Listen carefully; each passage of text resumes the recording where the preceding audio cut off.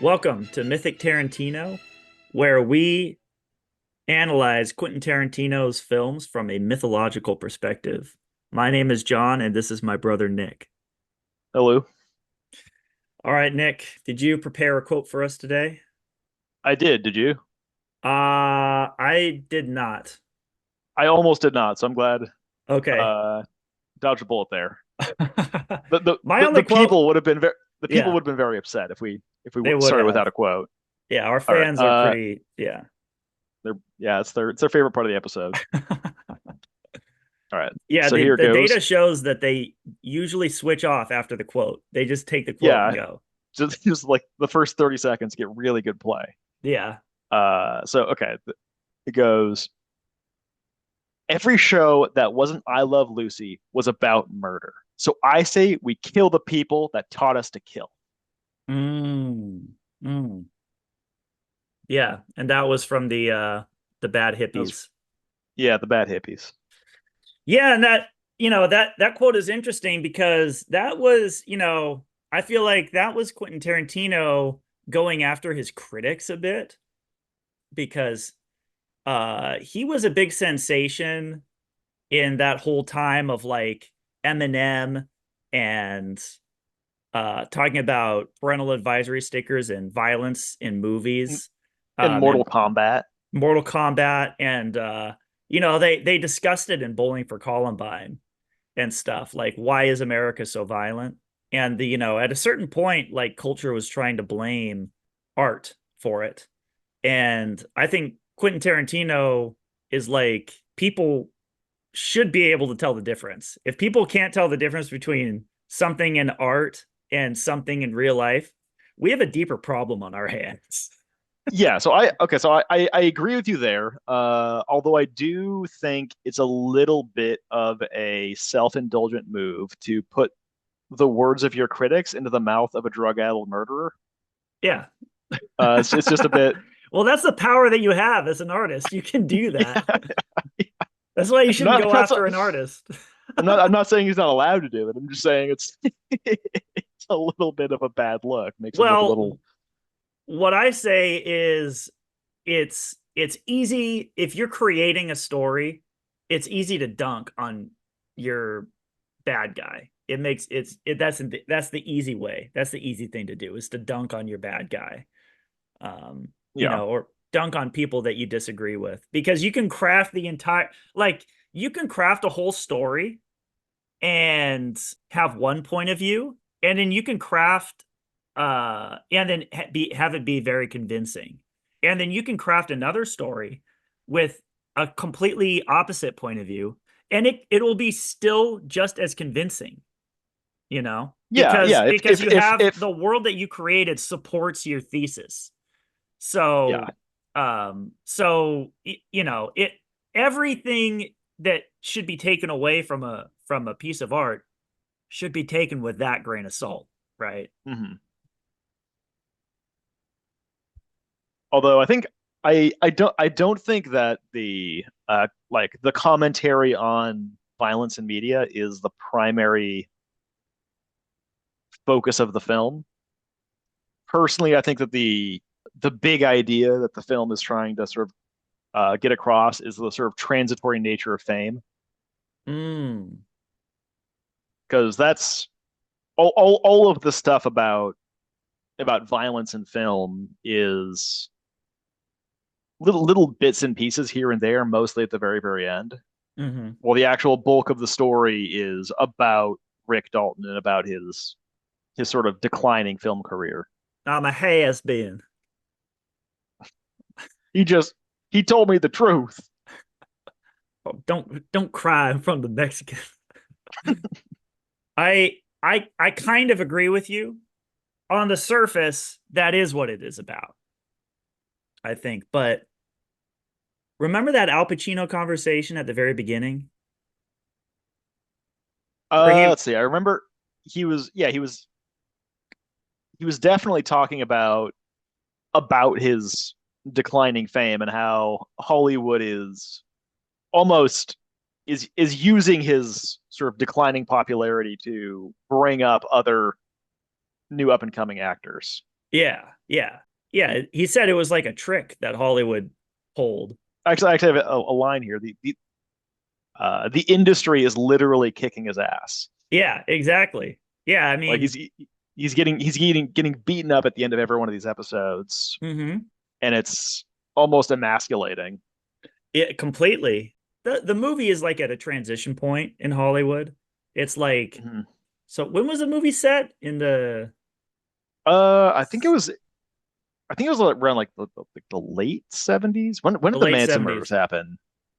Yeah. Well, anyway, it's there's a transition period happening, which is, the end of old Hollywood and the beginning of new Hollywood, essentially.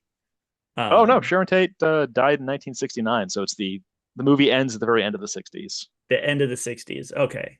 Yeah. So anyway, this area is like a transition time. And there's Mhm. all the Hollywood actors that was in the westerns that you would recognize in the westerns. There was that actually shot at Spawn Ranch, Uh-huh. and it's sort of like that Hollywood is sort of decayed, and Hollywood and the new Hollywood is like really like beating up all the old Hollywood. They're like, okay, we have a new Hollywood in town, and we have zero respect for the people that came before. Yeah. And we want to beat them into submission so that they're gone and dead and never come back. There's that give and take in the movie between the old way and the new way. There's the classical type of people like Brad Pitt, Cliff, and there's the Hmm. new type of people, which is the Roman hippies. Polanski. Uh, Roman Polanski and on the good end, and then the hippies on the bad end. Yeah. Yeah, Yeah. Roman I actually Polanski is making like new Hollywood type movies that are kind of Yeah. edgy. Which is I actually so Dalton hates Italian westerns. Hmm Like he calls them a farce, which maybe correct me. You're a little bit more knowledgeable about film history, but weren't the spaghetti westerns a lot more like morally gray and mature than the whole like white hat black hat thing? Yeah, that I'm not really too educated on spaghetti westerns and Italian cinema, but I Okay. think, but the Sergio Leone movies are definitely. Yeah, so it's kind of funny that he really wants to harken back to this time of like of good guys and bad guys Oh and yeah, I'm the leading man, I'm the good guy, and I get to be I get to be the shining one man city on the hill that everyone can like look up to and respect. yeah, And he wants that so badly. yeah, and that you're right. That is the old way of looking at things, and we'll get to it. But I think a major theme of this movie is integration, like integrating the old way with the new way, integrating other things too. And I think this movie too, like Hateful Eight, kind of closed a loop on his thoughts on race in America. I feel Yeah. like this movie closes other loops in his career to where Yeah, like he's so finally putting a final thought on a lot of these ideas that he's been wrestling with his throughout his whole filmography. yeah, so it's there is like a temptation to just because it's his most recent movie Yeah. to view it as a nice little bow wrapped up on his career. But I was getting that sense. Mm-hmm. He has all these what look very much like references to his previous films. I caught that. He's I caught that too. Go on. uh I think let's see, there's like Dalton's big movie is his big movie is like a Nazi movie where he burns up a bunch of Nazis with a flamethrower, which boy Yeah. does that sound familiar. Yeah. Uh And then he's and then Hateful Eight too. He talked about like he was basically talking about John the Hangman, which is like you got to kill your bounties or else you won't be around much longer. Oh yeah, the bounty hunter thing. Like he's obsessed Yeah. with bounty hunters. Like his last two movies have been about Old West bounty hunters. Well, hmm to an extent. Last three, if you And include this one, because he does Oh play bounty law. He is like a bounty hunter in this. yeah, he has all these like callbacks and references to previous movies. Yes, I'm fairly sure this does feel a lot like sort of a reflection on his career up until this point. Yeah. Hmm. Yeah, I definitely got that feeling. There was another one too. Do you remember at the very end when they get back from Italy? Oh, that's the thing that I was looking for, but forgot to write down was the Oh, I'm glad you like caught that. Casa Vega. Uh-huh. Yeah, What about it? Wait. it's Oh, Vega. Yeah, the Vega brothers. Oh, okay, I see. yeah. Actually, Casa Vega has been around a while. Funny Oh, story. that's a real place. It's a real place. It on Ventura Boulevard, right next to where I live. And funny Okay. story, I would go on walks all the time down Ventura Boulevard. Uh-huh. And one day, like, a year before Once Upon a Time in Hollywood came out, I Hmm. saw this gigantic production because movies shoot on there a lot, but none, I've never seen one this big. Like they closed down all of that whole lot. Uh-huh. And then they also closed down the whole lot across the street where this car wash is. Just because it was such a massive production. I was like, what in the heck is shooting here? Like, I asked myself. And then lo and behold, like a realistic amount of time later, Once Upon a Time in Hollywood comes out. And I'm like, oh, that's definitely what was happening there. Oh yeah.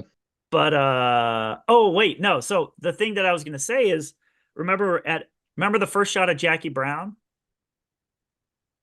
With the people mover on the airport. Yeah. Do you remember the that was LAX. Okay. They had the same background. They had the same background. So it was sort of like there was a little Jackie Brown reference too, because Okay.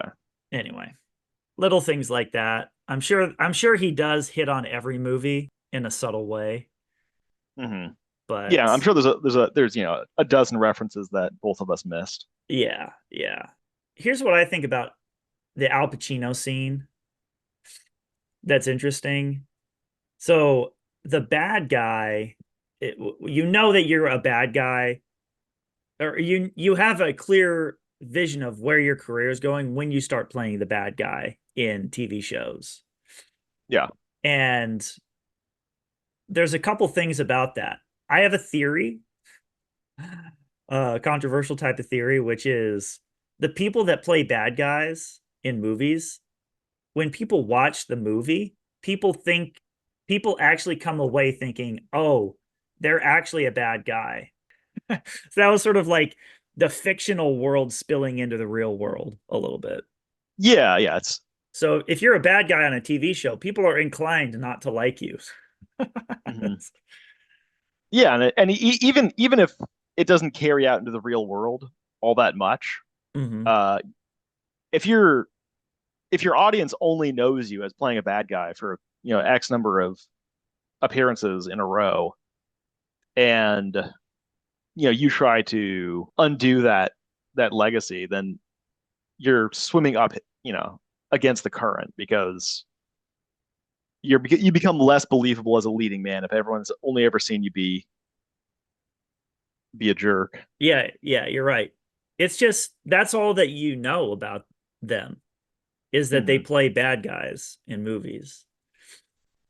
So I think that's kind of what, Al Pacino was saying. And Al Pacino's that first meeting with Al Pacino is very important because he sort of set up exactly like this sort of like train of thought in Rick's mind, right? Of Hmm. like, It also gives it clues the audience in on what has been happening recently with Rick. mm-hmm, The movie just does not work without that exposition. mm-hmm. Well, let me ask you, what do you think of Rick and Cliff's Cliff. relationship? Yeah, because that's how the movie actually starts, is with that. So Yeah. okay, so the there were a couple references to the Green Hornet. Mm-hmm. which I don't know how familiar you are with No, that not property. familiar. Not familiar. It's essentially it's an old comic book about that got it's kind of like a Batman ripoff that eventually morphed into this thing where the sidekick would do all of the fighting and all of the work and solve every problem, Hmm. and the main superhero, the titular Green Hornet, would take credit and be Hmm. the leading man, despite the fact that he wasn't a real hero in a real sense. Hmm. And so I thought that was really funny that there was some like Green Hornet comic books on the walls and shelves and stuff, and there was like a I think a movie poster for that as well. Isn't that Kato that's in the Green Hornet? Yeah, it's Kato. Yeah, there was like a reference to Kato too. Yeah, so it's pretty clear what it's supposed to be. It's supposed to be Rick Dalton, the handsome leading man who makes all the money and gets all the credit, is being held up and supported by his badass actual hero sidekick. Hmm. Yeah, there's a couple other movies that I can think of that have that theme too, which is, I brought up The Man Who Shot Liberty Valance before in the Lost Death Proof episode.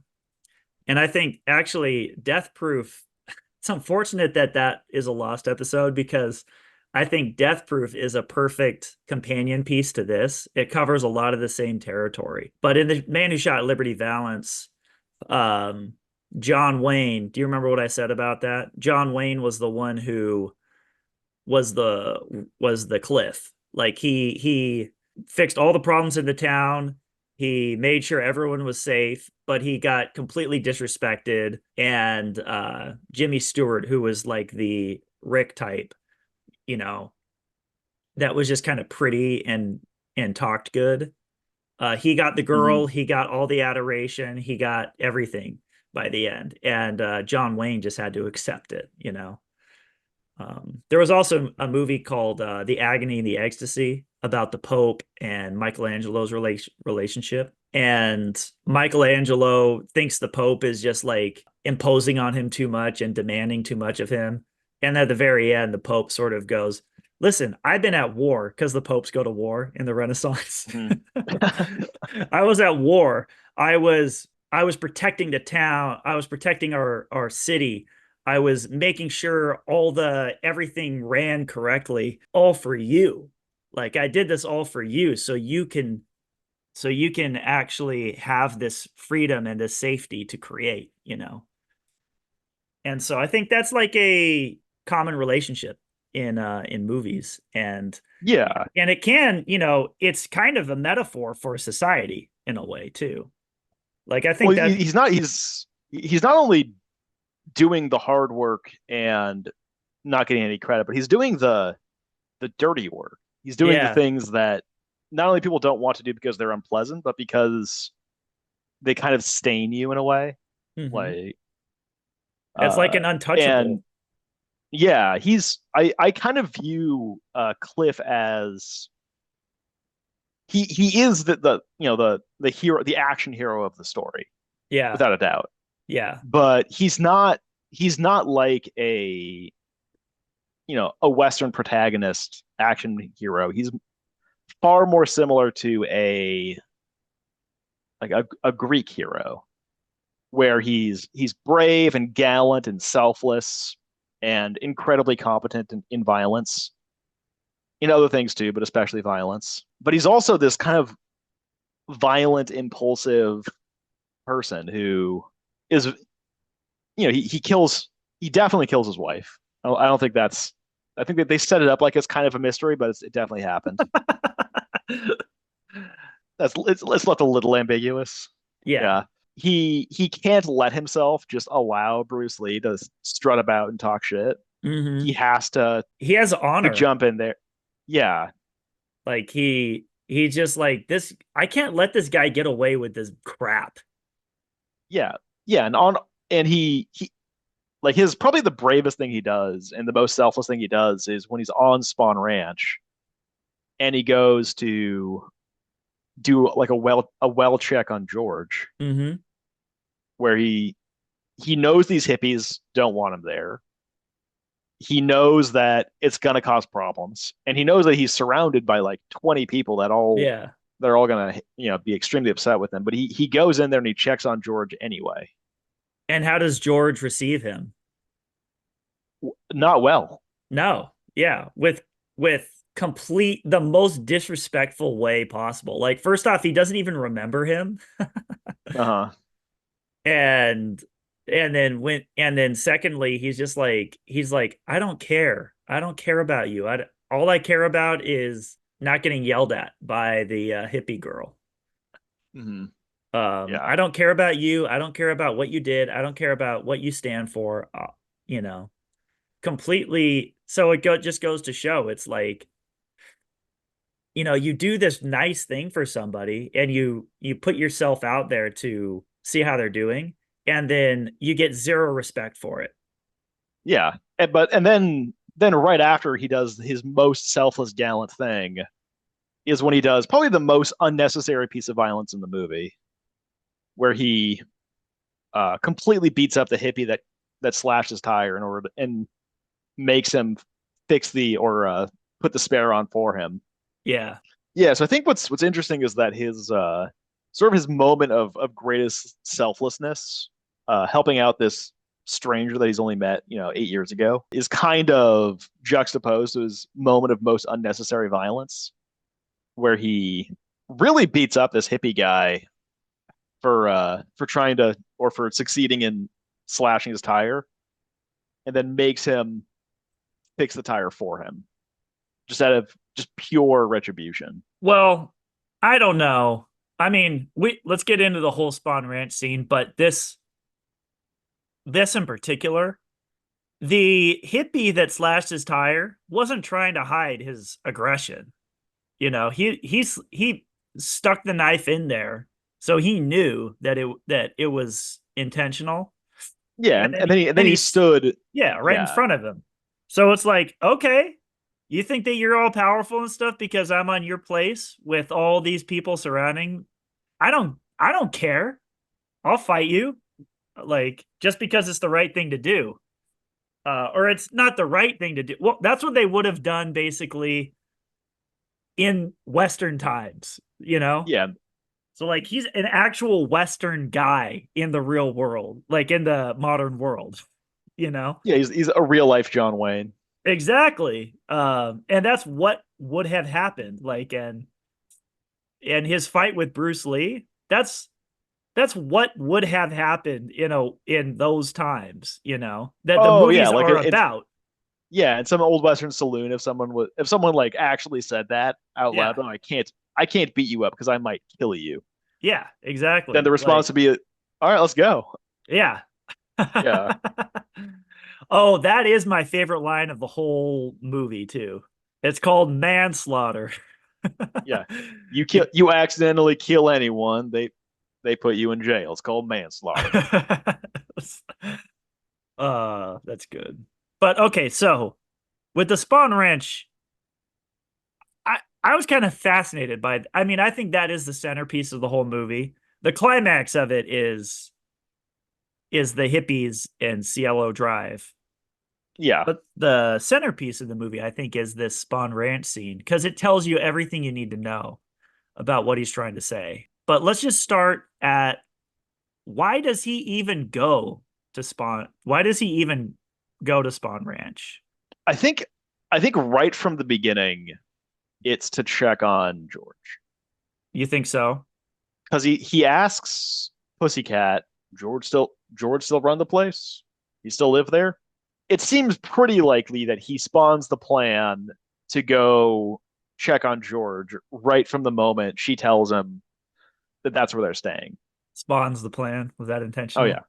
But yeah, like ostensibly, what you're led to believe, what Pussycat is led to believe, is oh, this guy is looking at me and he's interested in me, and he's kind of like swooning after me, Mm-hmm. and swooning after this whole alluring hippie, no bra sort of thing.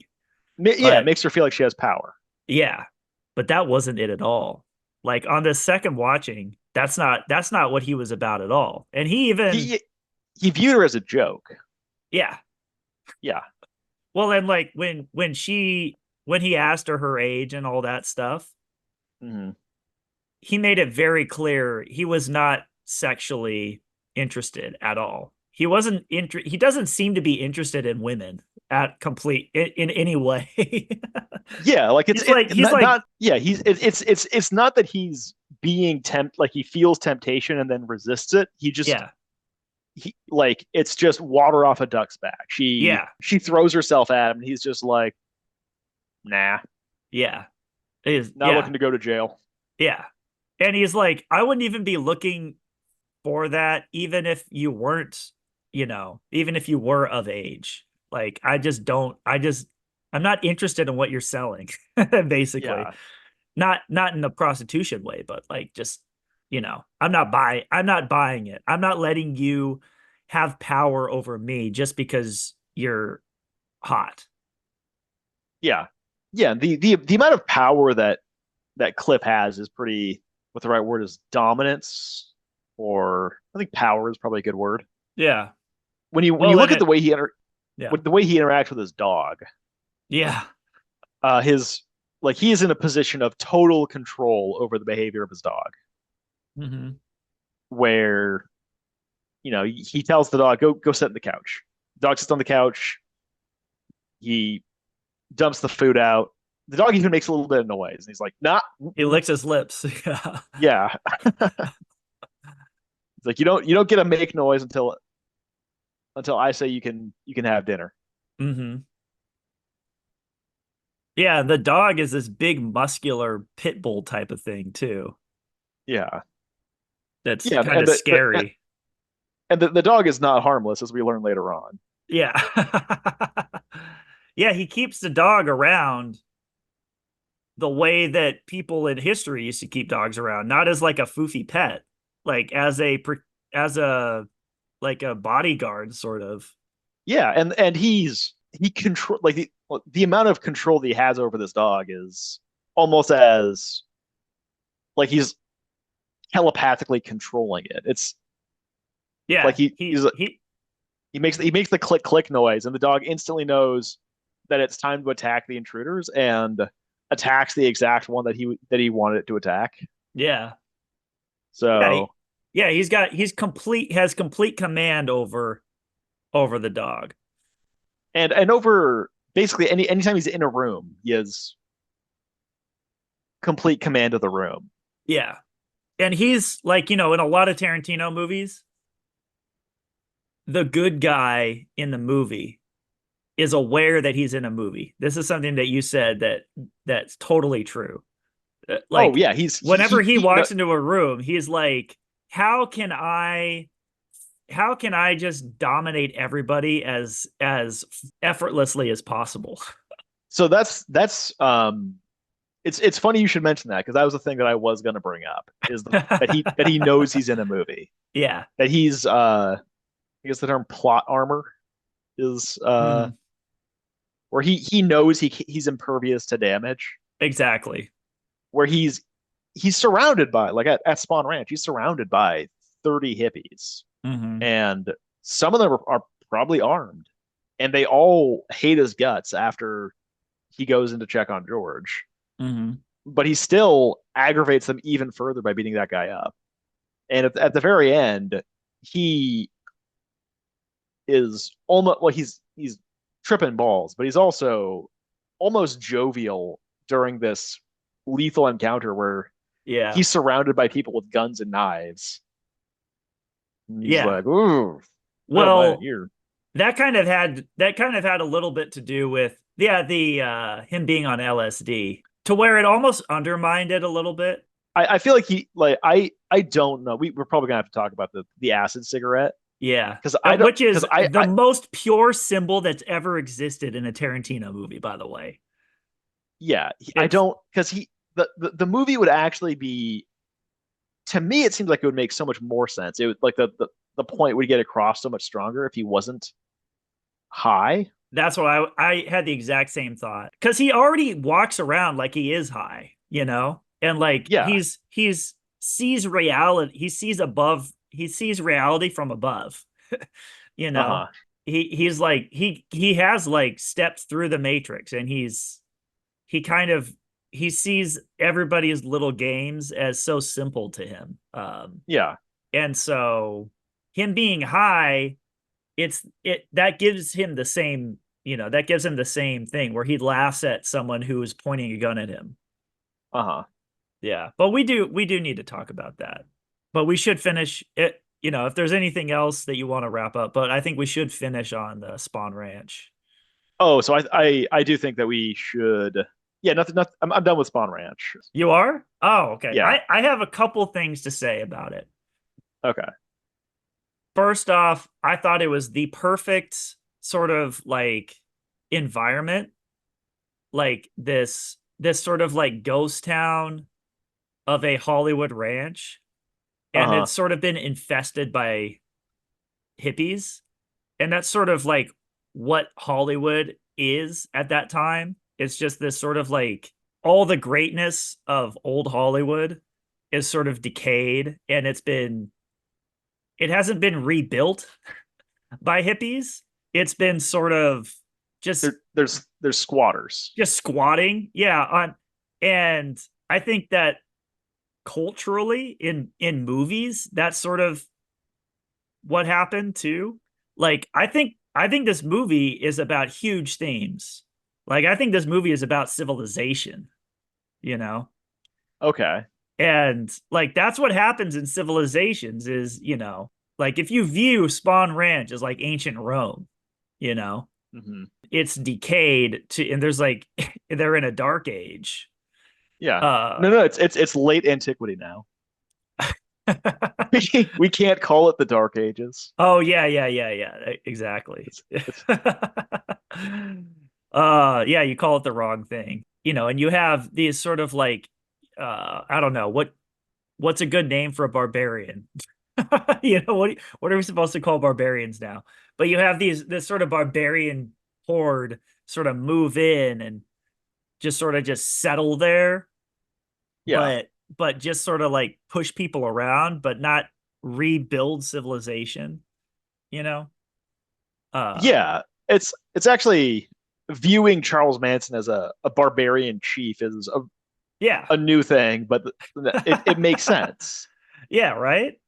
Like He's that's like that's the kind he of controlled yeah, he controlled these people through like cult of personality and to and violence to a degree. yeah. Like what happens when And societies fall is like they fracture into little um fiefdoms. fiefdoms, yeah, and little bands led by warlords sort of rove around and steal and fight each Uh-huh. other.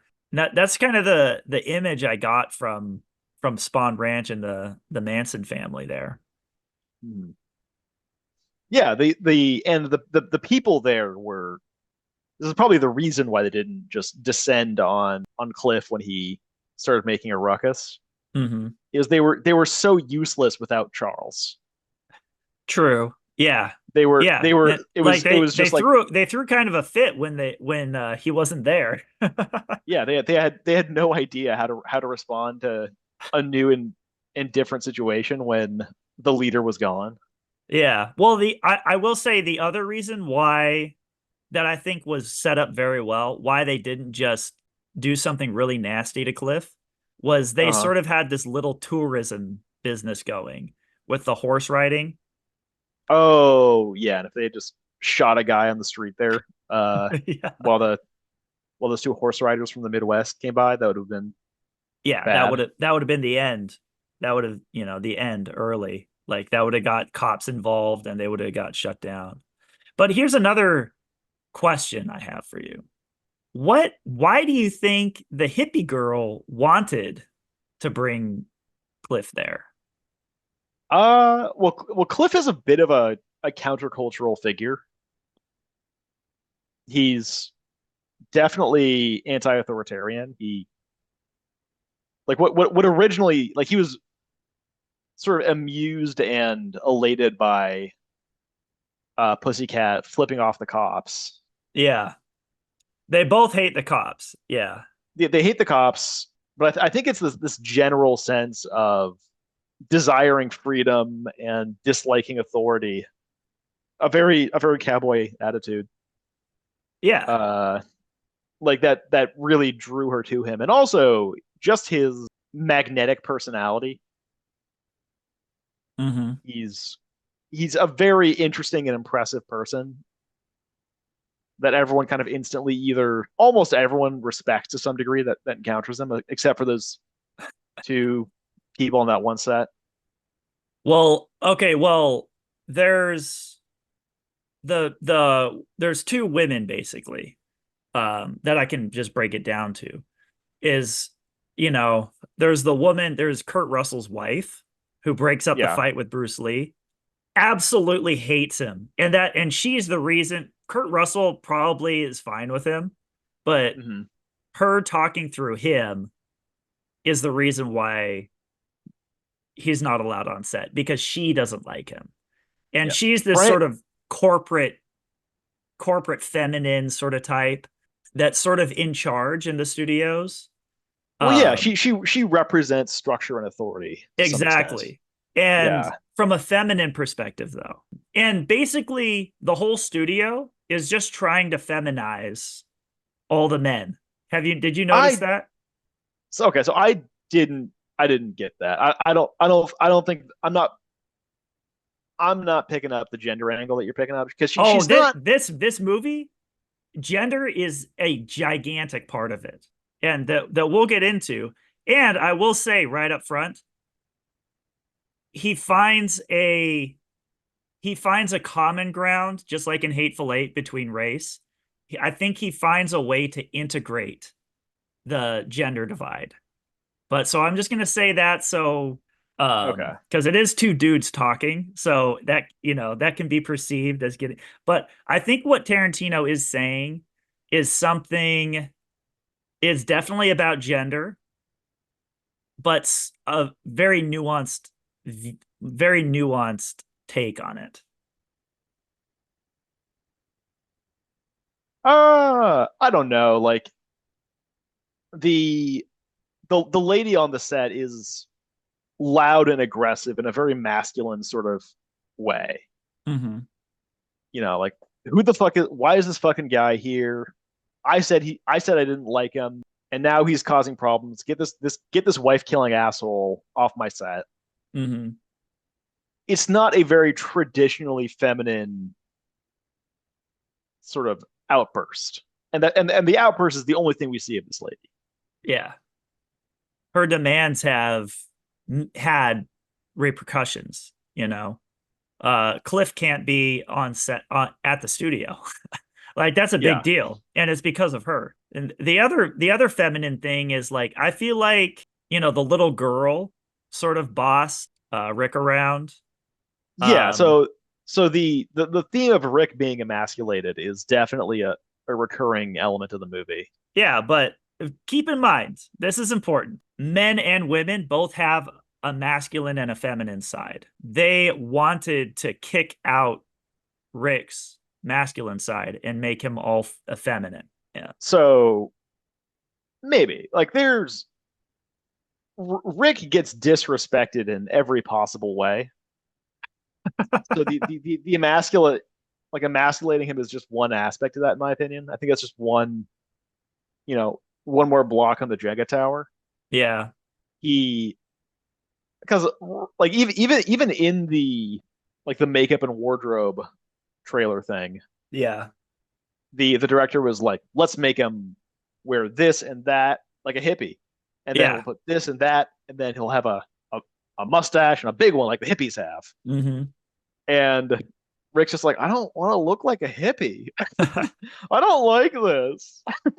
He wants to turn Rick into something the audience will hate. I Oh, got the impression that he interesting. was that he was un that I didn't get the sense that he was an anti-establishment character. I got the sense that he was an establishment character Yeah.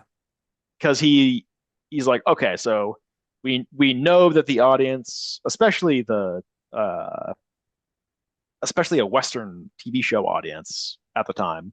Mhm. Like I know my audience hates hippies, and so we're gonna make the bad guy, the heavy, dress up like a hippie, give him a hippie mustache, give him the weird dangly sleeve things, Yeah, and then we're we're we're coding the bad guy as the enemy of society, which at the moment is hippies. interesting. So Cliff and the hippies do have a lot in common. Like I feel like they have an affinity towards each other, and they're sort of like fascinated by each other's Yeah, like freedom. yeah, like But rebellious and hedonistic. yeah, yeah. And but I think one is a masculine version and one is a feminine version. Well, let me get in Uh, let me get into this a okay, little bit. let's hear it because the Manson family is a very strict patriarchy. It doesn't look that way in this movie. Well, it's because we don't see Charlie. Yeah. Like in this movie, the hippies are portrayed as a consortium of females who have sort of taken over this old studio and I hmm. and sort of brainwashed this blind old studio guy. So okay, so George being heavily emasculated is that's definitely a thing that happened. Yeah. He's old and he's blind and he does what he's told, not because he's being made to, but because he feels like he has to. Hmm. Like he's sort of trapped himself in chains almost. Hmm. These girls kind of being used by Charles to control George is definitely a thing that's happening. Yeah. But when you look at the behavior of like the Manson family people, they are when trouble arises, they want to get a male figure in charge. Yeah. You know, when there was when Cliff started beating up that guy, they're like, "Oh, get Tex. We need Yeah. Tex here." Yeah. And when Cliff started like investigating the area and trying to get in contact with George, they're like, "Where's Charles? We need to get Charles." Hmm. And then at the very end, when they're gonna go kill Sharon Tate, the person in the car who's in charge making the calls is the one guy. So Yeah. I mean, viewing the Manson hippies as sort of a a matriarchal collective just doesn't. I'm just not seeing it. well, I mean, in the car, it wasn't Tex that decided to go after Rick. It was the girl, and he went along with it. But the yeah, I guess so. Yeah, it was her decision to pivot off of Sharon Tate and onto Rick Dalton. Yeah. But Well, he was very much in charge making the calls up until that point. And then once they were actually in the room, he was or in the house, he was kind of making like shot calling. yeah, that's true. Well, what did you think? I mean, I think there is sort of like an old Hollywood disdain of the new Hollywood type people. Like, do you remember that scene with Steve McQueen describing the kind of like three-way relationship between Sharon Tate and Jay Sebring and Roman Polanski? Yeah, where it's like brilliant and brilliant, eccentric, and short was the way he Yeah. described them. Yeah, Yeah. There was like a very manly man disdain towards these sort of effeminate short guys that were sort of sensitive. That, that's old Hollywood's view of new Hollywood. I think that well, I think it's interesting too that you said, well, yeah, just is there anything you have to say about that? I feel like the new Hollywood versus old Hollywood angle, I think is can be mined quite a bit, Hmm. especially in terms of George, where him being sort of emasculated and relegated to this kind of sad existence It really is is. It really is because like he's sort of like they don't get rid of him. They don't, they have to keep him around because he owns the place, yeah. but they keep him completely. like trapped by pleasure and hedonism. Um, Hmm. which is yeah, which is kind of a it's kind of a dystopian existence, you know. it's Yeah, it's like give them so much. yeah, and like they're uh if you want to sort of imagine Hollywood being sort of decrepit and emasculated and sort of without agency or a plan, then your metaphor for that could be George himself. Yeah. Well, and let's talk about, Tarantino himself too. Is like the progression of his movies. It, they started out ultra masculine. There's nothing more masculine than Reservoir Dogs. Yeah. Just a bunch of guys screaming at each other, shooting guns, and Hmm. arguing over diamonds and talking about gross things, you know. Well, yeah, like I don't think a single female character has a spoken line in that whole Yeah. movie. There's when a lady gets her car stolen by one of the gangsters, she Yeah. screams, and that's the only Yeah, we talked about that. vocalization Yeah. made by a woman. Yeah. So incredibly masculine. And then Pulp Fiction was pretty masculine. And then he went into this interesting territory where he started uplifting feminine qualities, Jackie Brown, Hmm. Kill Bill. Kill Bill, Inglorious Bastards, the Shoshana story. And so he's sort of like seeing masculinity and femininity from either side, and getting in touch with like the masculine side of art as opposed and then the feminine side of art. He uplift, at first he uplifted the masculine tendencies Okay. and showcased what's good about masculinity. Or what's terrible about masculinity. Yeah, or kind of like in Reservoir Dogs, what made such an impact about that movie was how freaking unbelievably masculine it is. Like how Yeah. just rawly masculine it is. The characters are all they don't have names. They're all Mr. something. Yeah, yeah, They're more defined by their gender than anything else. yeah. And then, Kill Bill, it like the whole thing is kind of, if you think about it, like it's about a girl getting left at the altar, and it's the psychology that goes into that, of that kind of betrayal. And then it kind of ends with her being like, so confronting the man, like, what's with the cold feet, like, Hmm. and he tried to tap into that feminine side of Yeah, things. so I would agree that gender plays a much larger place in Kill Bill Yeah. because she's on this murder rampage, and she's immediately like the thing that stops her harder than any of the fellow assassins is being sort of confronted with motherhood.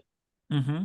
Exactly. Yeah. Seeing, being, having her mind be murder, murder, murder, murder, murder, murder, murder, and then like she sees her child, and suddenly murder, maybe, it's Yeah.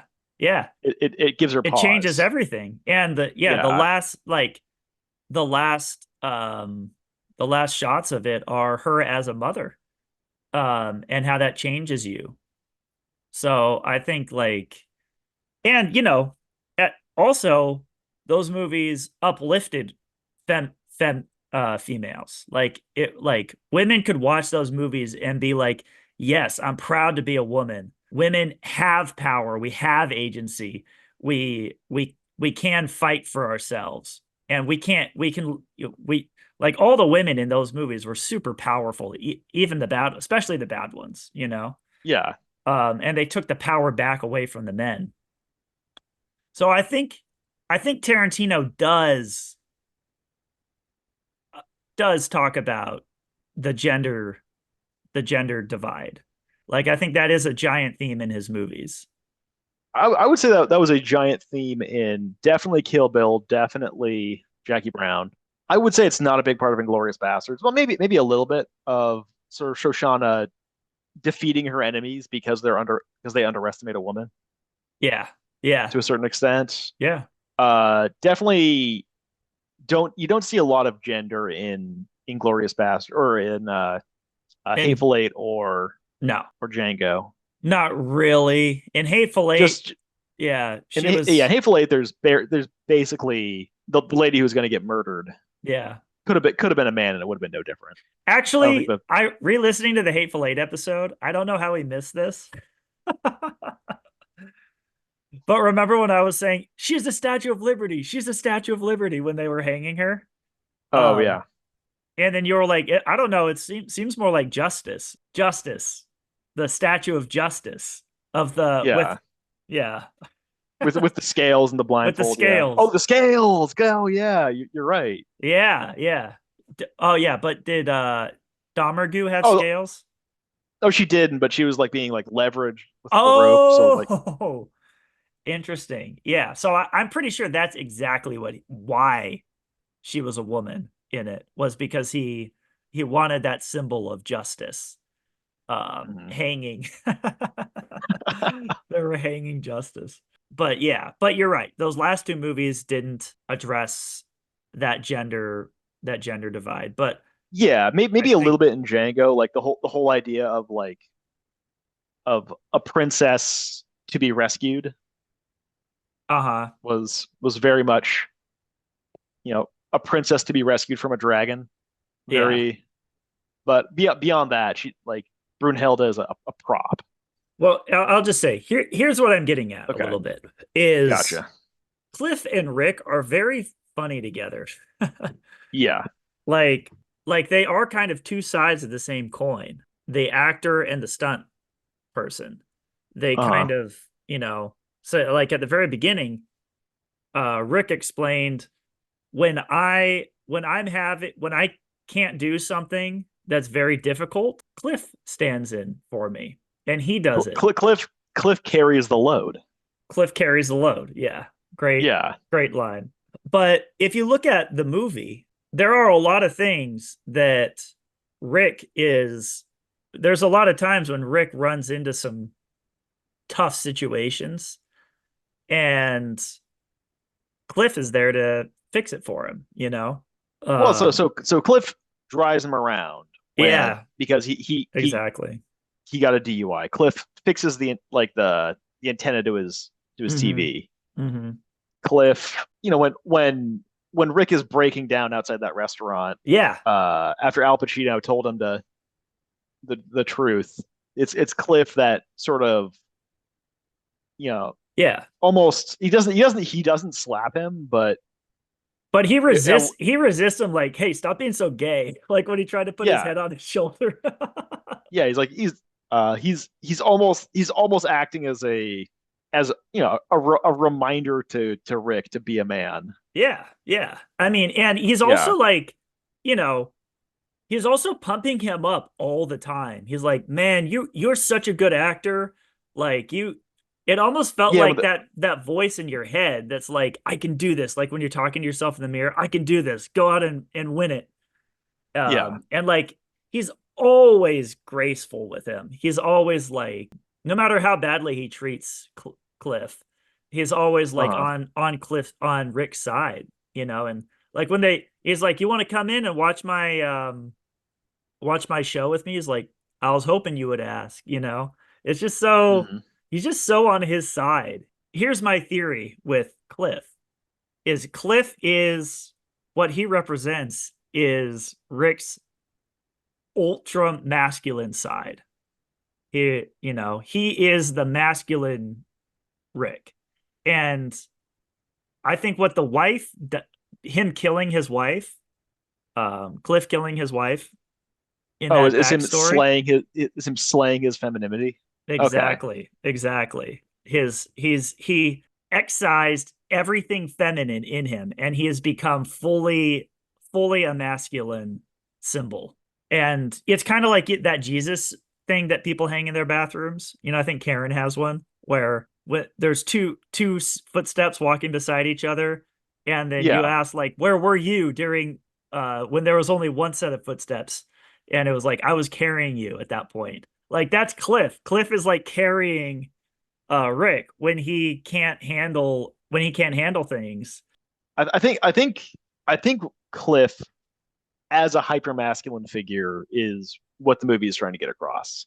Yeah. I think you're right. Like I think he's like everything that you can imagine as being traditionally masculine are things that he's really good at. He's really good at fighting. He can fix stuff. Hmm. He doesn't seem to experience emotions. Yeah, he's a really funny character in that way. Yeah, But he's also not mean either. yeah. He's like he's obsessed like with I can't describe his friendship to Rick as anything other than duty. Yeah. It's it's like he was assigned to take care of Rick and he's just going through the motions. Yeah. He doesn't feel any way about it. He's just like, this is It's what like this I'm is this is what I gotta do. do you want to talk now about the Bruce Lee scene? Okay, so there was some controversy at the time with the Bruce Lee scene. Yeah. I don't I think it's an unflattering portrayal of Bruce Lee. And I think it's okay. I think it's okay to portray historical figures as in a unflattering light, but Bruce Lee is kind of that perfect storm of he entered this sort of kung fu genre very early on, kind of helped define the genre, and then died way too young, Hmm. which is kind of the perfect recipe for creating a figure that is sort of immune to criticism. He's kind of this He's exalted a you know what we call him. He's like a myth. what. He's like Yeah, a okay, yeah, you're right. He's mythified figure that you can't yeah, he's argue with. yeah. So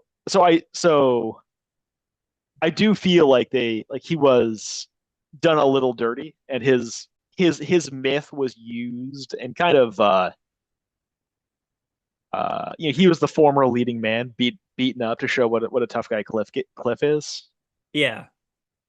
And I think that was done to him, and it was unflattering. But it's not the end of the world that this mythologized figure was portrayed in this way. I'm not upset by it, but I do realize that Bruce Lee was kind of done dirty by the movie. Well, I have two thoughts about that. The first thought is he's a perfect symbol for what he wanted to talk about, which is real fighting versus movie fighting.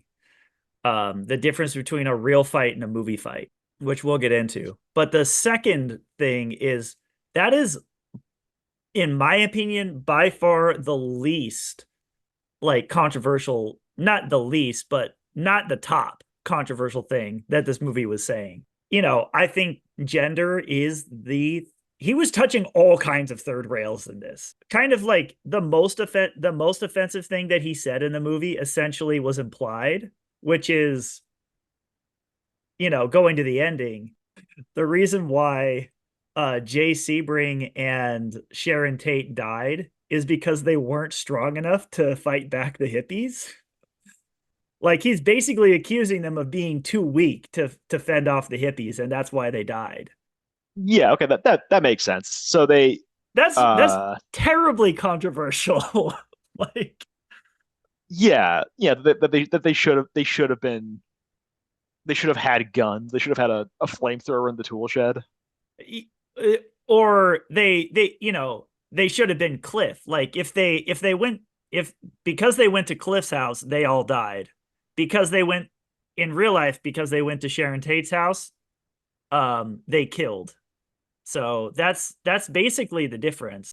So I the first time I saw the movie got the reading, probably an incorrect reading, that it's a fantasy of the sense of like, oh, this big tragic thing happened, and wouldn't it be so cool if the perfect person, like the perfect man, was there to stop this horrible thing from occurring. Yeah, that's what I'm saying. Okay, yeah. I mean, it's not But direct. It's not but as I'm direct thinking, as yeah. Oh, it's yeah. I never it never occurred to me that that series of events was a an indictment on the victims. indirectly Uh, because it was a saying the wrong, they went to the so wrong I house. What makes it the wrong house? was that Cliff was there, but I think so. So Cliff is a very explicitly, in my opinion, not a real person. He's not only is he not a real person in the sense that he didn't historically exist, Hmm. but he's not a real person in the way that he doesn't behave like a normal, like a full character with sort of thoughts and feelings and emotions. He's this idealized caricature of masculinity. Hmm. Like he's the movie isn't expecting anyone to be like Cliff because Cliff is so incredibly larger than life that no one could be like Cliff. There is no Cliff in reality. Exactly. That's the same as like John. That he's the ideal. He's like the platonic ideal of masculinity. Just like Uh huh. just like John in Hateful Eight was the idealized righteous person. He wasn't Yeah. good because he killed people. He didn't kill people actually, but he's the idealized righteous person. As in this movie, Cliff is the idealized man. And with Mm. all of his faults, that was brave of him, of Tarantino to do. Like showing Cliff's faults and killing his wife is a huge fault. Yeah. um, but there's also benefits to keeping to having it. There is something idealistic about masculinity. Yeah. Well, like that's the thing is that you know Cliff being a symbol of specifically Rick's masculinity. Exactly. That's exactly what I Uh, thought too. because like it's like Rick is he's sad, he's over the hill, everything sucks for Rick. It's bad, but like he's just so insistent on dragging his masculinity with him wherever he goes, Yeah. Yeah. and it pays off, at every turn. Like he like Cliff is there to get him to man up after he comes to a negative revelation. Cliff is there to fix the broken things. Cliff is there to uh keep him facing forward and focused on the future. Well, And and of course, and Cliff is of course there to fight the bad uh, guys. fight the bad guys. Yeah. Yeah. So Cliff as a general symbol of masculinity, maybe not, but as a symbol of Rick's masculinity, I think he's Exactly. And what's interesting yeah. about that is Rick's whole thing was this is why his whole reality comes crashing down. His whole thing was to portray masculinity on the screen, Uh-huh. not being masculine, but portraying masculinity. He doesn't Yeah. really know what masculinity is. He isn't masculine. He just calls upon masculinity when it's needed. And um He can evoke it, but he can he he doesn't doesn't have inhabit it. it. Yeah, Yeah. exactly. Yeah, and then that's why Cliff is away the whole time. He's pushed away when he's supposed to be playing this hippie bad guy, Uh-huh. you know? And he's sort of like lauded on set when he cries and acts as another character and not himself. And he's sort of being allowing himself to be bossed around by this little girl. Well, the little girl is very confident and competent, and very she knows exactly what she has to do, and she has a very strong ideas about how to do it. Yeah, And then she just performs it. Like she's almost a prop to emasculate Rick even further. yeah, true. That like where Rick is breaking down and losing it, and in the absence of Cliff, he reaches out to, a child for reassurance. Yeah. It's just not, and like you said, also approval at the at the end of their scene together. She's like, "Oh yeah, you did a good job." Yeah. Yeah. Yeah, like yeah, I think that trial that Rick was on was the effeminizing of Rick, you know. That was his Mhm. that was him because the Al Pacino conversation at the beginning was very important because it it really it's like remember when he was reading talking about the book and how he's talking about breaking horses, the Uh-huh. character in the book, and then he was broke by a horse. His back was broken, Oh but he was yeah. like, so it was sort of like a reversal of that. He was broken. He just was completely shattered by Al Pacino, and his entire every concept of everything that he thought is up in the air now. He's totally back to square one with his whole identity, you know. And Yeah. so he he is rebuilding his identity throughout the movie, and he's like being rebuilt in this feminine way that the studio is asking him to be. Yeah. um Although, okay, so well, the just real villains that quick, he just real okay, yeah. quick, and then he goes to Italy, and he gets re-emasculated in Italy. Italy is all Yeah. about manliness and masculinity, and that sort of thing, and the movies are hyper masculine. So that's his journey, that's his identity, that's his journey of identity. Is he's feminized, he sees his feminine side, and then he sees his masculine side. He's there with Rick, inseparable. Remember in the movie it said they were inseparable when they were in Italy. That's because he was so in touch with his masculine side. Uh I hmm. So I do think that at the very end, like it is a big character moment when he pulls the flamethrower out of the shed, and he Yeah, stops he stops he stops playing a dangerous person on TV and starts and is sort of become one. exactly. And Yes. then and then and then immediately after that, Cliff goes in the ambulance and Rick goes to make sure he's okay. Yeah, Rick was like, "Hey, I can come to the hospital and keep you company. I can do all these things for you. Like I want to be helpful. I want to be useful." yeah, And then Cliff is just, was like, "Ah, you're a good friend." yeah. He doesn't need it. Yeah. Rick needs it. But I mean, and that's sort of perfect too, because like Rick had had become fully integrated by the end. His masculine side and his feminine side. And he kind of by the end, he understood like I I can be feminine in some I can be effeminate in some situations, and when the time arises, I don't have to outsource that to Cliff anymore. I can be masculine, Yeah, I on can my I can be on a my man. own. I can be a Yeah. man on my own.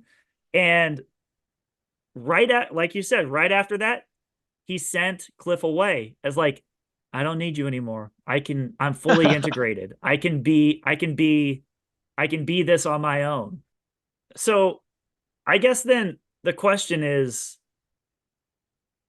what does what does Cliff learn? Does he learn anything? Or is he, like you said, is he just a symbol or a I I empty? think I think Cliff is just a symbol. I don't think he has an arc. Cliff No. at the beginning of the movie is the exact same Cliff as the Cliff at the end of the movie. You don't think I that think this his whole run-in with the hippies, like, because he sort of had his sort of journey through femininity too. No, he's strong, confident, and even keeled at the very beginning of the movie.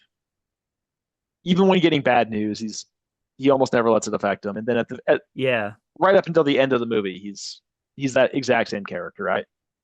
He doesn't have the ups and downs and the arc that Rick has. you're right. He is the same. He's so like Rick can Rick is going off into the future and he will, you know, he will be an actor in the future and things look good for him. Uh Yeah, it's you get the sense yeah, you get the sense that his time in Italy is going to further rather than decay his Hollywood career, yeah. where he refers to himself as a Los Angeles citizen in good standing, which I think means that he's going to continue making movies. Yeah. But I think Rick will always live in the past. Or not Rick, Cliff will always live in the past. He is a man of the past. And he's like he will be left behind by the progress of the future. Yeah, that makes sense. But the ideal of him we can look to, you know, when the Yeah, time is needed. he's a fundamentally impressive person. Yeah. So It's one question I have for you is what was the point of that LSD dip cigarette then? Because it should have been that should have been Cliff's character arc where he broke out of his patterns, you know. so the very end of the movie, the LSD cigarette was acknowledged before he went to Italy and then put on hold for that entire time. Yeah. And only after they got back from Italy was it like the right time for the acid cigarette to happen. There's an It doesn't really like the cigarette doesn't really modify his behavior in any way. Like he's a little loopy and it he's like doesn't. he's like, are you guys real? Oh, you are real. Yeah. Okay, so it's time to go back into cliff mode. Uh so I think that is the one thing that it does do is blend reality and fantasy, you know, which is one of those common Tarantino themes. It does blend reality and fantasy for that moment. Um, yeah, like how much of this event really went down like it's portrayed and how much is this just maybe it's how much of this is this scene playing out through Cliff's perspective and it being and some of the craziness being just hallucinatory. yeah, it more in my opinion. Well, okay, so the the girl, the hippie girl, when she her reasoning for going to the Rick's house was to do violence on the people that did violence that taught us how to use violence, you know, Yeah, to do real violence on people that portrayed fake violence. yeah, So right there, she's confusing reality and fantasy. And she's actually forcing her fantasy onto that's what the Manson family was doing. They were forcing their fantasies onto people. uh-huh. And that's what made them the bad guys was they were forcing people to live in their fantasies. I don't know. I don't know where I'm going with this. This is kind of a hard thing to parse, but let me Yeah, let, the oh yeah, the end of the movie is a little I would say not a lot of story happens. I think the important things that happen at the very end are Rick being a drunk asshole diverts the attention of the hippies to himself. Then Cliff does a bunch of action hero stuff and kills most of the hippies. You're right. I forgot about. Okay, get into that a little bit. Completely forgot about that scene. Yeah, He's all bark and no bite when he's like talking to the yeah, hippies. because he views these people as harmless, Yeah, and he's a drunk rich asshole who's mad that this crappy car is in his cul-de-sac. yeah, just making noise. Yeah, and like that, for lack of a better word, aggression Hmm. is what sort of diverts their attention to his place Hmm. and kind of necessitates Cliff to sort of step up. Yeah, And then yeah. so like that He brings this on to Cliff like this problem. yeah. Cliff And is just then, you know, walking his dog. yeah, and then at the at the very end, like Rick's big moment is taking this big cumbersome flamethrower and incinerating this already incapacitated hippie. Yeah. Well, here's what I'll say about the cigarette. As a symbol, just Uh-huh. a pure symbol, what it represents to me is integration. So it's what's the biggest symbol of the old Hollywood? A cigarette. People were smoking in movies all the time. What's the Okay. symbol of new Hollywood? The modern, Drugs. yeah. And so when you dip the cigarette in LSD, what do you get? You get old and new in one, sort of fused into one thing. And Actually, yeah, you're right because the one thing that the cigarette does change about Cliff's behavior is that he does start to get a little more joyous. Like mhm, he's a little more like he's like laughing and happy yeah, a lot more than he's he joking was in. around with them. No, it was stupider than Yeah, that. yeah. No, it was something about being devil. I don't know, doing the devil shit. Yeah. So it's sort of like the ending is so beautiful to me. Just like the whole last 30 minutes or so, because it does start integrating all these things at the same time. To me, it integrates old Hollywood with new Hollywood. It integrates masculinity with femininity. It integrates reality with fantasy. They're allowed in that scene to play out a movie scene in real life. Fantasy and reality are integrated to do good, to defeat evil, basically. Yeah, If you're too stuck in one world or the other, you're never going to be able to do good because you can't see the other side. But if you have an understanding, like in Django Unchained, he hmm, played the bad guy because that's what was needed at that time. So if you have that understanding of good and evil, reality and fantasy, masculine and feminine, old and new, if you have the understanding of both, you can you that's when you can do good. When you understand your other side, when you're integrated and you are not one or the other but both, and yeah, that's when you're a fully realized individual. yeah. So definitely, yeah. Rick does become sort of emboldened and confident over the course of the time in Italy, and his final self at the very end of the movie is a much more idealized person, Yeah, much more of a man. and like, it's the more you think about Cliff, the more he is this sort of like you almost have to start to think, like, is he like a figment of his imagination, like in a cartoon? Like, is he just like a little fairy that's following him around? you know like Yeah, so that he's so symbolic. That's what he feels like. yeah, he's not it's not like he's a real person living his own life. He's like Yeah, this guardian angel sent yeah, to you know to teach Rick the how to be a man. yeah. There was another interesting aspect too, is, do you know what led to him remember what led to him getting rid of Cliff? after Uh Italy.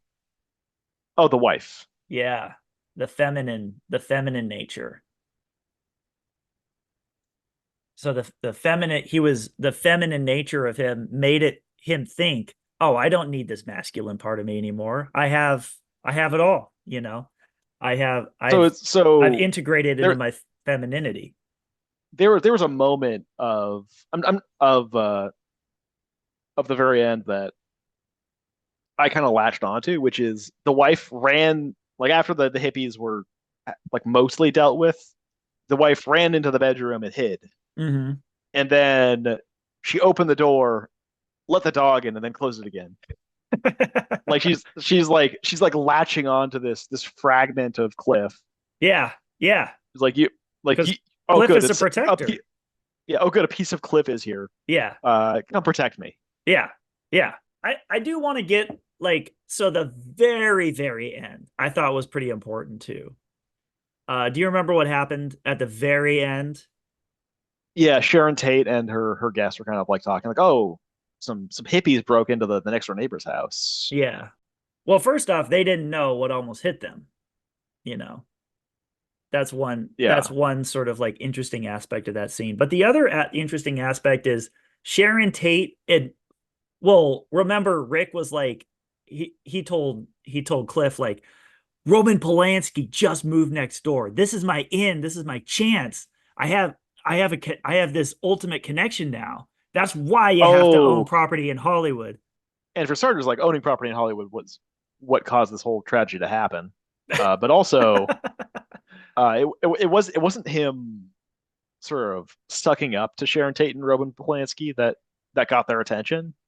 It was him finally manning up. Yeah. Yeah. They were like, oh, you fought off these murder hippies. Well, That's really neat. they respected him even though before that though. Like Roman they were saying like Sharon Tate was a huge fan of his and constantly talked about how much she loved him for his bounty law. This cowboy. Yeah, Okay, yeah, his cowboy stuff. So they were secretly admiring each other the whole time, but they didn't connect ever, you know? Like oh yeah, so that kind and of it's did it. sort of like, in the Sharon Tate loved about Rick his masculine cowboy side Hmm. and Rick admired about Sharon and Roman Polanski like their intellectualness and their There's creativity there's no. I think he admired their success. or their prestige, let's say. Yeah, the Polanskis kind of sort of recognize the value of old Hollywood. Mm-hmm. This kind of movie making, we shouldn't just keep doing the same thing over and over again, but we should pay attention to the Yeah, good that came with it. yeah, exactly. Remember, not forget it, not ever forget it.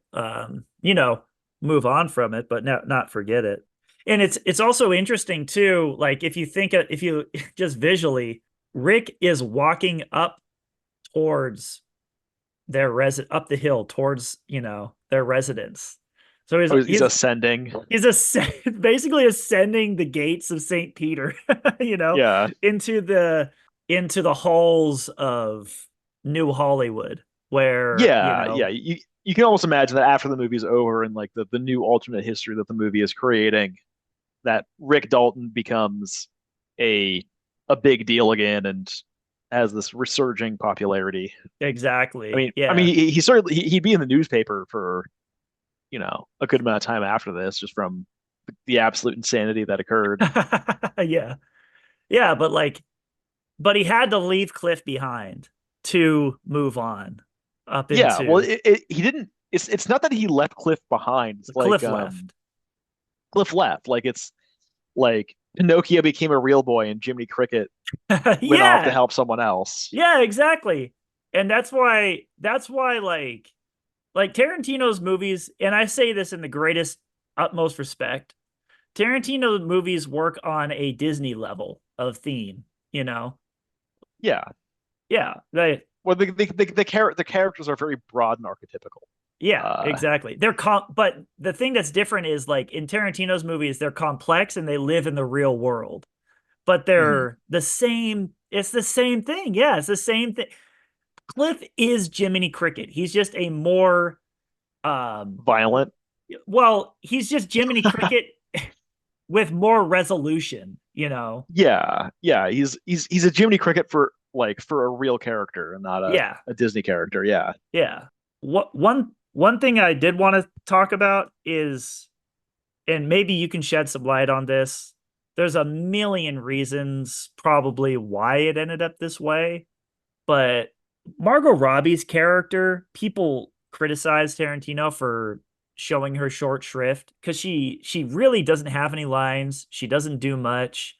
Well, this She well just kind of looks superficial and likes looking at herself on screen, and that's about everything so that she does.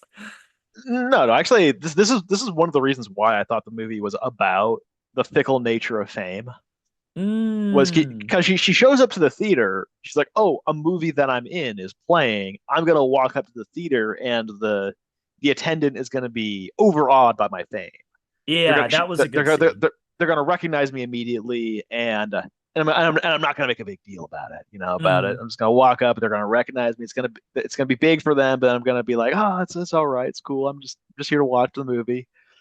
But then like the attendant didn't recognize her, and she had to like have this really awkward thing where she's like, I'm actually that's me. That's me in the on the poster there. Uh can I can I just watch the movie for free because I'm in it and I'm a big movie star? And the response of the attendant was like, I guess, like, yeah, well, yeah, you can, yeah, I guess it's fine. yeah. And then Yeah. when her scenes were happening in the theater, she was like looking back and be like, Yeah. you know, But that's she not would play out her action scene as it was happening because she probably because she wanted people to see her play it out so they would recognize her. well, and when they laughed at her scene, they weren't that like she was getting adulation from that, but it wasn't her that they were laughing at and adoring. It was the person that she was playing on screen. So she was confused by that. Like the difference of like they like me versus they like the portrayal that I'm made on screen. Yeah, so like I got the sense that that her character was nervous and anxious about her fame. Like she's like, oh, you know, about really wanting to be a big movie star and Yeah. having it kind of not be the case. Like Yeah. she was kind of more defined by her relationship to Roman than she was by her own acting career. Yeah. Well, she was kind of using Roman to propel her acting career, it seemed like. I don't know that much about the historical person, but yeah, I got the sense of that was happening in this movie at least. Yeah. And I do think that Margot Robbie did play her really well. Like she she played the whole thing really realistically. Like yeah, she is kind of like a nervous person that's sort of like tepid about being famous and like dipping her toe into what fame is. Yeah, Which makes the real life circumstances of her passing all the more tragic too. Like yeah, that someone that kind of like naive and innocent and being was yeah, and being like, oh, I'm gonna, you know, this is exciting. I'm a movie star now. Like, I wonder yeah, what's next, and yeah, then it's all just violently cut short. It's makes it yeah, that much more sad. yeah, yeah, exactly. Is there anything else you want to say about the fickle nature of fame too? I think that is an interesting concept to get into. But I think I didn't pick up on. So I think we I brought it up as it came up during the movie. Rick is very. It's not just that the fame is fickle, but it's that the famous people are very anxious about whether or not their fame is gonna continue to propagate. mhm. You know, Rick is like, oh, you know, like am I gonna keep getting these roles? Am I gonna continue being a famous person? Yeah. And Margot Robbie is like, am I famous yet? Is that Yeah. if I am I a star? Yeah, like the So it's kind of people. like so even like a rising star and a falling star have almost the exact same Hmm. relationship with with fame. That's a great point. Yeah. Yeah, and fame is one of those like weird, it's almost like it could be a Greek god. Like because you have to like appease it and there's really no telling what it's gonna have in store for you, you know? Yeah, It could just be gone tomorrow. It's that chaotic. or the fame itself could kill you, like what happened with the historical Sharon Tate and the fictional Rick Dalton, Yeah. where it was his fame that got the hippies to like, oh, let's get this Yeah. guy. Yeah, it's a weird thing. Like why here's a big can of worms. Why do people crave fame? Well, I think people love adulation, and fame is just adulation at a completely impossible scale. Yeah. Telling a funny joke and getting six people to laugh at it feels good, but having millions of people love a movie that you're in is positive social feedback on a tremendous Yeah. scale.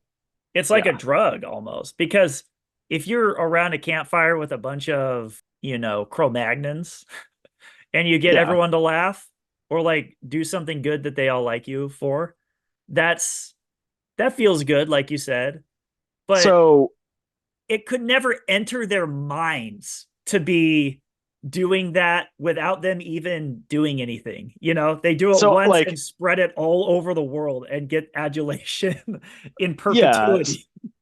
in my own like tiny unimpressive way, have kind of felt that kind of high Hmm. where like I'll make memes about something and throw it on Reddit Yeah, in a yeah, relevant community. And like sometimes it'll take off. Sometimes it'll get like 3,000, 4,000 likes in a bunch of comments. yeah, And like having a meme take off and watching the likes and the comments roll in is it's intoxicating. Like right? it like I'll be at work and I'll be doing work stuff for 2 hours and I'll be like, oh, I wonder if my memes get any more traction. Let Yeah. me open it up and take a look. So I think that you know Well, and not to mention if all the people stopping you on the street because of the podcast, being like, "Are you oh, of Nick course, from yeah, the Mythic podcast, Tarantino?" Yeah. yeah. Wow, you look just like the voice I hear on this podcast that only has an audio component. Exactly. Yeah, so even in like the smallest possible, the smallest and most transitory way, like it's still very easy to get caught up and to be like, oh, fuck, 200 more likes than the last time I checked. That hits the dopamine, Yeah. you know. Eh, is it a weakness though? Because like Cliff doesn't care about fame at all. I would say it's a weakness. I would say like cultivating the real relationships with people that you're actually close Yes, to. it's artificial. That's what it is. Yeah. Yeah, Yeah, fame is an artificial version of what we really should be striving towards the real version of, which is to get people to like us and people that because you we're yeah because we're likable, but fame allows us to be unlikable and have people like mhm. us Yeah, and it's also because we're like separated uh from it. it's social approval, but it's useless social approval because you're never going to meet any of these people. It's Exactly. just it's just the drug with none of the real benefit. Yeah. Is there anything that you have to add about just this is the last Mythic Tarantino episode of known movies to date. So do you have any closing remarks, tentative closing remarks until the next movie comes out, whenever that is?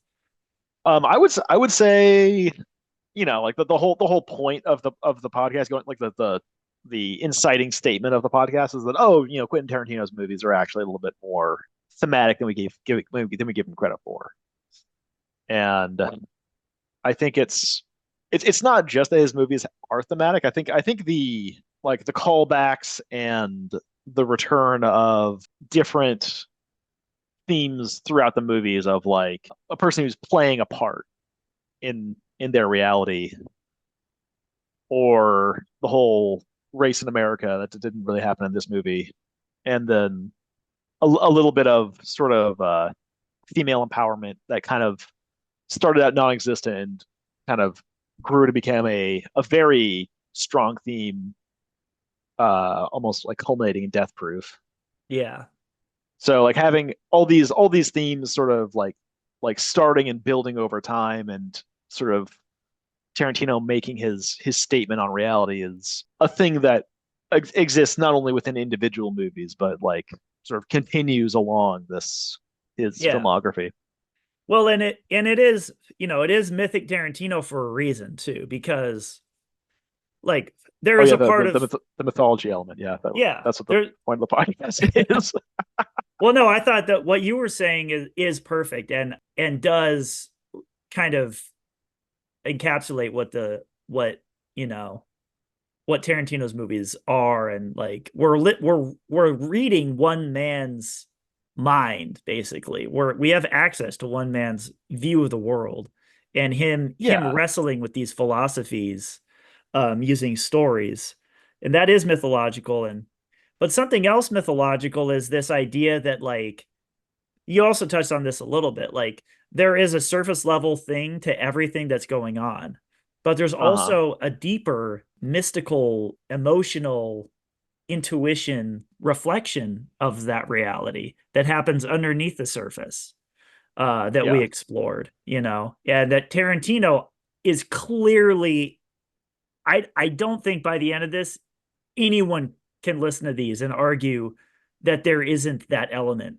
to these movies. There's a clear, deeper conversation that's Yeah. being And done. it's and like even if it is accidental, it still is within his mind as an individual, because more than most directors, especially nowadays, he is kind of an auteur. He is Yeah. the like it's like every movie that he makes is kind of his vision of that Yeah. movie. He had a vision for his entire filmography, like to Yeah. the point where, like, and this is also mythological too, because there's an author, Marshall McLuhan, that talks about there's literary times and mythical times. And we live in mythical times now. That's the everything everywhere all at once kind of story, where like it's chaotic. There's a million characters. There's stories within stories within stories. Like if you think about Greek myths, like one story doesn't just end. It sort of bleeds into another story, and then there's no coherency with some, like some Greek myths contradict each other. Just Well, like yeah, like in the the Bible, the two flood stories contradict each other, and the well two the Adam stories do. well Like, the Odyssey is basically just a travelogue where like yeah, no like he it's like it's almost like episodic, yeah, where Odysseus goes to an island, has an adventure on the island, and then yeah, like the issue gets resolved, and and then he goes to the next island, and whatever happened in the previous island is just not relevant at all. yeah, exactly. Like, And that's yeah, what these movies are. But there are things that carry over. Like, for example, this is mythological. Like Christoph Waltz, his character from in Inglorious Bastards was the same guy in Django. yeah, Um, it and was that that character, was Tarantino. yeah, that That was Tarantino like rehabilitating Germany. He was like, okay, he was yeah, in the 1940s, Germany was at a low point in terms of being the villain. But here in 1850, Germany is the more enlightened, more noble of the two cultures. yeah. Like Uh, that story is happening over the course of two movies. So it's like yeah, there's and not just one movie and then another movie and then another movie. It's like uh-huh. there's like there's like strings of stories that are like popping up and then going away and then popping up, there's like a meta story that's happening, but it's Hmm. also not easy enough that you can just say, oh, this is this character that pops up in this story that pops up. It's a little bit more chaotic than that. Tarantino's movies are also mythological in that they do happen all at once, like Pulp Fiction. That movie happens all Yeah, at once. yeah. Pulp Fiction, the whole, yeah, it's a sequence of intersecting stories, occurring within the same time period. Yeah, Yeah, and this one is too, kind of. And they just cut between, it's all very, mythological. And what we set out to do is prove that, and it has been done. yeah. If not mythological, at least thematic.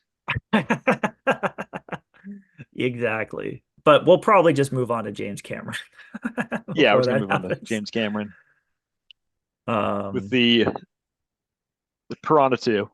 Piranha 2. So I'm looking forward to entering his mind next.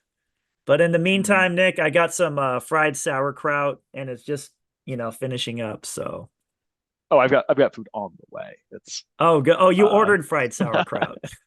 yeah. All right. Well, I'll leave you to it. All right. And that was Mythic Tarantino.